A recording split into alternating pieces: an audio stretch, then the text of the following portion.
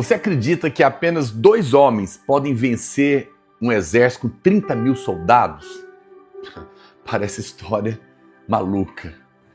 Histórias assim só acontecem na Bíblia. Você quer saber mais sobre essa história? O que isso tem a ver comigo, com você hoje? Então fique comigo, porque está começando mais um devocional na presença do Pai para abençoar você e a sua família. Você já tem o seu livro? São 365 páginas, uma para cada dia do ano, para abençoar você e sua casa, nesse momento do jejum da família, para você sentar na mesa, ler com sua família e ministrar a fé pela graça de Deus na sua casa, porque se o Senhor enche a sua casa, a vida está aí. Compra, adquire para você e para dar de presente para outras famílias. É só clicar no link que está na descrição do vídeo, vai chegar na sua casa. Amém? No final, nós vamos fazer como sempre, orar por você, pela sua casa. Mas antes, lembre-se, se você não está inscrito, se inscreve aqui, clica aí, se inscrever no nosso canal e junte-se a nós. Deus tem feito um grande mover. 3.000 pessoas por dia estão se inscrevendo aqui para receber do Evangelho. Mais ainda, tem um linkzinho aí, se você apertar, você pode fazer parte do clube de assinantes. A partir de R$ 7,90, e tem outros pacotes, você pode ter acesso a mais de 1.500 conteúdos exclusivos. E o mais importante também é que você pode me ajudar no projeto de divulgar o Evangelho, porque todo recurso nós revertemos para divulgar o Evangelho da graça de Deus no nosso país. Amém? Glória a Deus por isso. Olha, gostaria de compartilhar algo hoje sobre um dos eventos mais extraordinários da palavra de Deus. Quando apenas um homem e o seu escudeiro enfrentaram um exército de 30 mil soldados e venceram. Isso mesmo, essa é uma história da Bíblia que Hollywood jamais poderia inventar ou imaginar. Quem é essa pessoa? Jonatas, o filho de Saul. Jonatas é um dos personagens mais incríveis, porque sendo filho do rei, ele abriu mão de tudo por ter entendido o propósito de Deus na vida dele. Isso é tremendo. Jonatas era filho de Saul, né? Jonatas era filho de Saul. E Davi, você vê, era pai de Absalão. Dois contrastes aqui, né? Seus pais, você vê, você tinha um pai terrível que tentou depois matar Davi, mas isso não definiu e não impediu que ele fosse um homem de Deus. E você tinha um Davi, homem de Deus, com um filho terrível e rebelde. A gente percebe claramente que pais não definem escolhas e propósitos de Deus na vida de um filho. Não importa quem foi o seu pai terreno, perdoe ele, mas as escolhas do seu pai nunca vão definir as suas escolhas e o propósito de Deus na sua vida. Ainda que às vezes pais abençoados podem nos abençoar muito. Interessante que o Salmo 27, verso 3, a Bíblia relata isso. Ele diz ainda que um exército se acampe contra mim. Respalda essa história, né? Ainda que um exército se acampe contra mim, não se atemorizará o meu coração. E se estourar contra a minha guerra, ainda assim terei confiança. Uau! Essa é o salmo da história do Jonatas. Jonatas não apenas teve confiança, mas também teve fé para enfrentar o inimigo no poder do Senhor. Isso nos revela algo. Essa história magnífica, sobrenatural, não vou aqui entrar nos pormenores dela.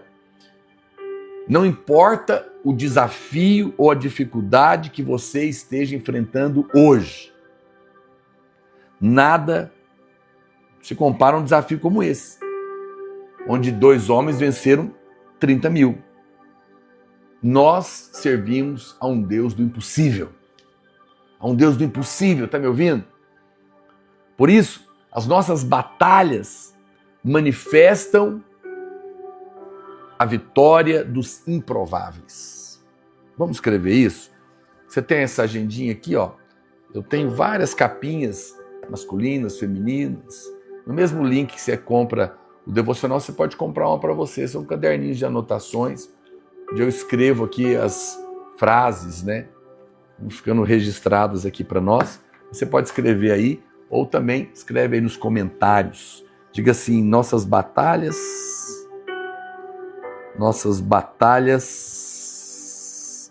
manifestam a vitória dos improváveis. Nossas batalhas manifestam a vitória dos improváveis. Somos nós. Não é verdade? Que coisa poderosa. É interessante isso. E porque isso aconteceu. E um milagre de Deus esteve ali. E se você olhar a história, lá em 1 Samuel, capítulo 13, verso 19, olha o que a Bíblia fala. Ora, em toda a terra de Israel, nenhum ferreiro se achava nessa altura aqui. Porque os filisteus tinham dito para que os hebreus não façam espada nem lança. Os filisteus o povo de Deus estava oprimido pelos filisteus e eles tinham destruído todos os ferreiros.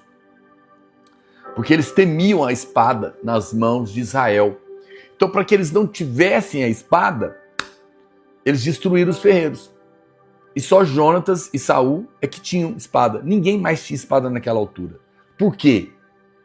Porque o inimigo teme a espada. O inimigo teme a espada. O que é a espada hoje, gente? É a palavra de Deus na sua boca e no seu coração. Quando você tem a palavra de Deus na sua boca e no seu coração, o inimigo teme você. Porque ele teme a espada. Nos dias de Saul e de Jonatas, como eu falei para você, a palavra do Senhor nos revela que não tinha ferreiros ali. Eles temiam que aquele povo tivesse isso. Da mesma maneira, hoje, o inimigo teme que nós usemos a espada da palavra de Deus contra ele. Porque quando você fala a palavra contra o diabo, ele não tem poder. Por isso que eu até quero... Deixa eu ver se tenho aqui. Deixa eu ver se eu tenho... Acho que não está aqui o livro da minha esposa. Fale Poderosamente. Em algum lugar ele deve estar. Eu recomendo esse livro da Marília, porque é um livro sobre falar a palavra, orar a palavra, confessar a palavra. Ela tem muita autoridade. Não é um livro só para mulher, é para todos nós. Você pode adquirir no mesmo link do devocional. Fale Poderosamente. O inimigo teme. Efésios capítulo 6, verso 17, diz que a palavra de Deus é a espada do Espírito. E ela é poderosa para vencer batalhas incríveis.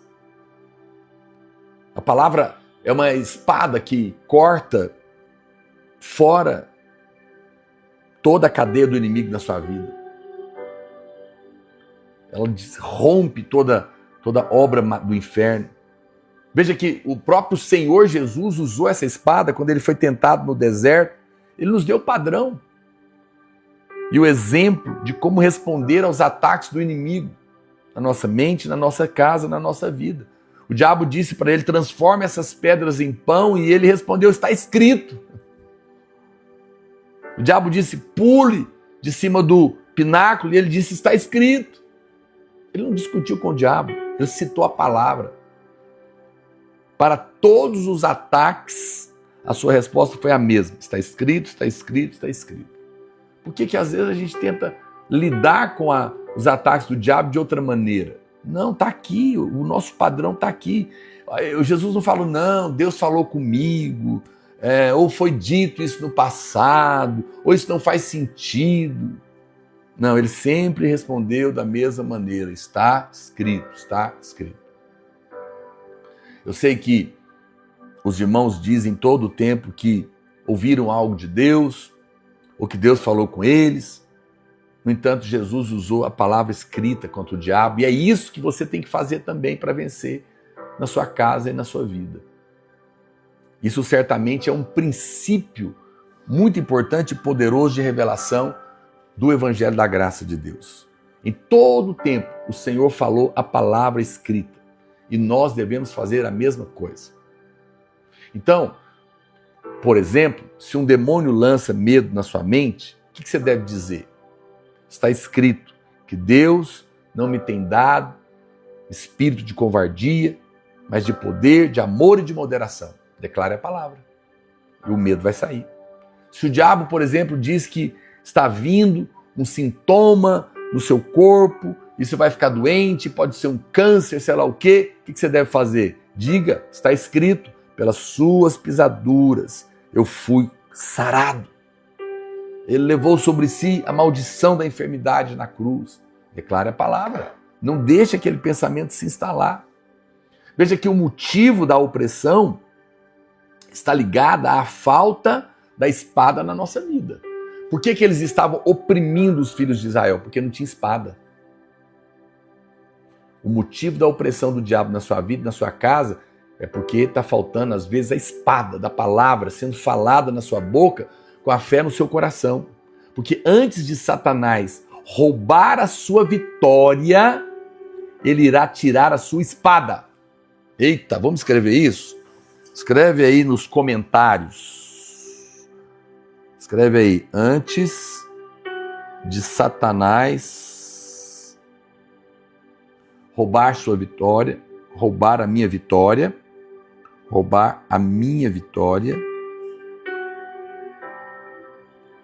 ele irá tirar a minha espada. Ele irá tirar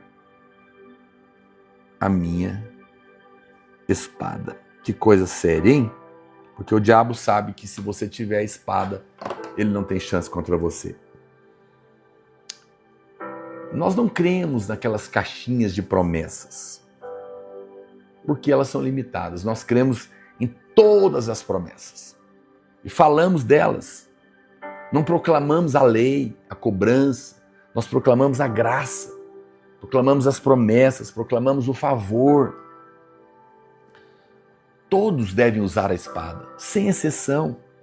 1 Samuel 13, 22 diz: sucedeu que no dia da peleja não se achou nem espada, nem lança na mão de nenhum do povo que estava com Saul e com Jonatas. Porém, se acharam com Saul e com Jonas, seu filho. Veja que no verso 22, nós lemos que em todo o exército de Israel, apenas Saul e Jonatas tinham espada. Que coisa séria! Isso aponta para aquela situação onde apenas o pastor ou alguns poucos líderes da igreja conhecem a espada da palavra de Deus. Por isso que eu ministro aqui todo dia, porque eu estou te dando a palavra para você ter uma espada, e não só o pastor ou um líder da igreja. Nós precisamos ser um exército onde todo mundo usa a espada do Espírito. Se você está aqui comigo, você vai receber, porque eu tenho ministrado para te capacitar a ter a palavra na sua boca, no seu coração, para você usar e para você vencer. Nos dias de Saul, Israel estava debaixo da dominação dos filisteus. E a causa era porque o inimigo conseguiu impedir que houvesse espada em Israel. E essa é a razão de toda a opressão do maligno na vida de uma pessoa ou na sua família. A resposta para todo ataque do diabo está na palavra de Deus. Preste atenção, o inimigo não teme quando nós procuramos ensinar ou falar autoajuda. O que você tem que fazer, 5 passos, 7 pontos. Não. Mas ele teme quando todo o povo é treinado para usar a espada. Você tem recebido a espada. Você tem aprendido que você é perdoado, que você é justo em Cristo, que você é um filho amado, você está debaixo da aliança e que o Senhor está do seu lado, apesar dos seus erros e dos seus pecados. É graça, favor imerecido. Se você usar as verdades, confiada nesse fundamento de fé, o inimigo vai ficar desesperado, vai temer você. E você vai, como Jonatas e o seu escudeiro, vencer grandes batalhas poderosamente, só porque você vai aprender a dizer, está escrito. Amém? Vamos fazer isso hoje? Vamos confessar a palavra? Mas antes, lembre-se que eu vou salvar essa live. E eu penso que tem muita gente que você conhece que deveria ouvir. Manda o link para os seus grupos de WhatsApp, convida eles para participar com a gente do nosso devocional que vai ao ar aqui todos os dias de segunda a sábado, às 6 horas da manhã. E não se esqueça, se você não está inscrito, se inscreve agora, clica aí em se inscrever, venha ser parte do clube do assinante, tem acesso a mais de 1.500 conteúdos e nos ajude a divulgar o evangelho dessa maneira. Amém? Diga comigo assim, eu tenho a palavra do Espírito na minha vida e eu venço todas as batalhas, dizendo como Cristo. Está escrito que o Senhor é por mim e ninguém poderá ser contra mim. Está escrito que tudo que eu colocar as minhas mãos prosperará. Está escrito que Jesus carregou na cruz todas as minhas enfermidades. Está escrito que eu sou perdoado e lavado pelo sangue. Está escrito que eu sou justiça de Deus em Cristo Jesus. Está escrito que eu sou um filho amado da aliança e por isso sou mais do que vencedor por meio daquele que me amou. Oh, aleluia! Oh, Senhor Jesus, eu abençoo os meus irmãos e declaro que está escrito que o Senhor é por eles. E se o Senhor é por eles, quem será contra eles? O que será contra eles? Que eles possam crer nessa verdade hoje, tomar a espada da palavra, do Espírito e saírem vencedores. Não importa o tamanho da batalha, através da tua palavra e da tua promessa, em nome de Jesus. Amém? Querido, Deus te abençoe. Tome a espada do Espírito agora e vença. E até o nosso próximo devocional, no nome de Jesus. Fica na paz.